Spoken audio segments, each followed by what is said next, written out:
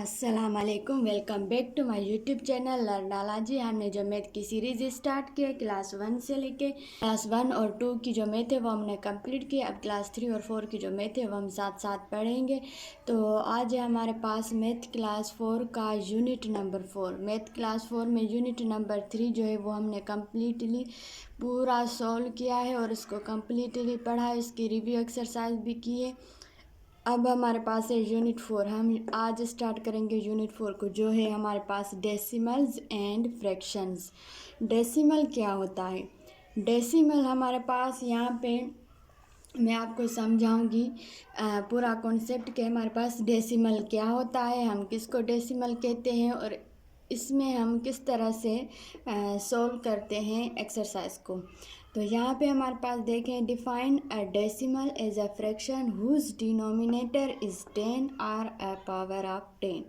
हमारे पास हम जो जिस तरह से डेसिमल को डिफाइन करते हैं फ्रैक्शन के साथ, तो जिसका डिनोमिनेटर जो है वो होता है 10 या फिर पावर ऑफ 10।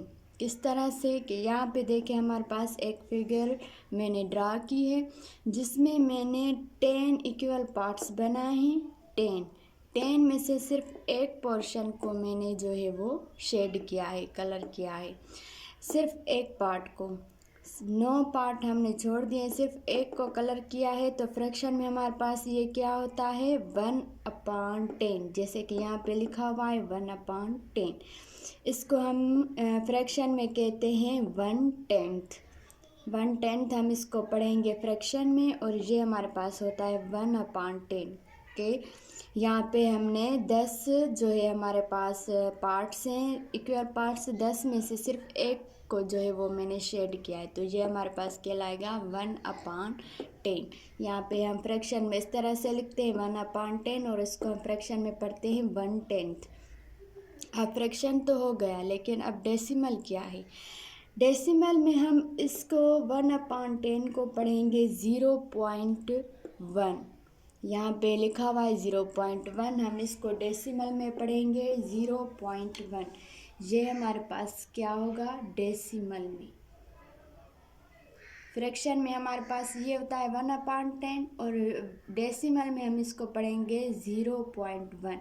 किस तरह से पढ़ेंगे वो मैं आगे चल के आपको अच्छे तरीके से समझाऊंगी। आज इसका सिर्फ मैं इंट्रो करवाऊंगी कि डेसिमल हमारे पास होता क्या है और हम इसको किस तरह से डिफ़ाइन करते हैं। जब हम डेसिमल को डिफ़ाइन करना सीख जाएंगे, डेसिमल होता क्या है इसको अच्छे तरीके से सीख जाएंगे, फिर हम आगे जो एक्सरसाइज है उसको भी अच्छे से सॉल्व कर पाएंगे।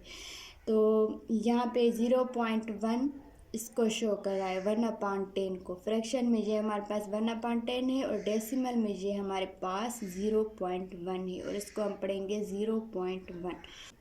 अब हम आगे पढ़ते हैं। यहाँ पे देखें तो 0.1 है क्या? 0.1 में ये जो ज़ीरो है हमारे पास, ये है होल नंबर। ये क्या है? एक होल नंबर। ये किसको शो कर रहा है? 10 को। यहाँ पे देखें 10 इक्वल पार्ट्स है ना, तो ये ज़ीरो इसको शो कर रहा है, इस 10 पार्ट्स को। तो इसको हम क्या कहेंगे? Whole number. होल नंबर हम इसको कहते हैं जो एक पूरा होल होता है और उसमें हम इक्वल पार्ट्स बनाते हैं इसके, और फिर उसमें जो हमें शेडेड पोर्शन करने होते हैं हम उन पार्ट्स को शेड करते हैं। तो पूरा जो होल होता है हमारे पास वो है हमारे पास यहाँ पे 0। यहाँ पे जो हमारे पास नंबर आएगा उसको हम क्या कहेंगे? Whole number.